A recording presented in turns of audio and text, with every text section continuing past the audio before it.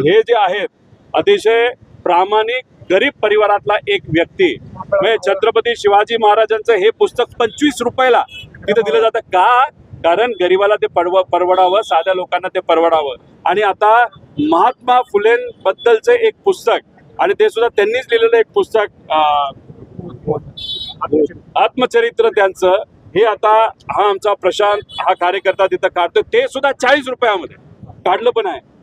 40 नाही बोध तुमचं आहे महात्मा फुलेंचं गुलामगिरीचा हसूट हे जे पुस्तक आहे 40 रुपयामध्ये तिथं ते काढणार आहेत. म्हणजे महामानवांचे विचार लोकांपर्यंत गरिबापर्यंत पोहोचावे यासाठी पत्र्याच्या खोलीमध्ये राहणारा हा कार्यकर्ता प्रयत्न करतोय. पैसे नसताना सुद्धा तिथं लढतोय आणि ज्यांच्याकडे पैशाचा माज आहे जे काही सत्तेचा माज असणारे आमदार आहेत ते मात्र अशा सामान्य पण विचाराने अतिशय श्रीमंत कार्यकर्त्यांना भीती दाखवण्याचा प्रयत्न करत आहे.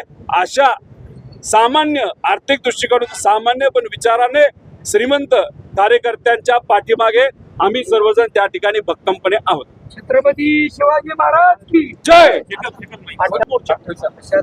28 तारखेला सर्व सामाजिक कार्यकर्ते विचाराचे पक्के शिलेदार यांच्याकडनं 28 एप्रिलला बुलढाणा या शहरामध्ये संजय गायकवाड यांच्या घरासमोर तिथं आंदोलन केलं जाणारे, मोर्चा काढला जाणारे आणि तिथं पुस्तकाचं वाचन सुद्धा तिथं केलं जाणार आहे.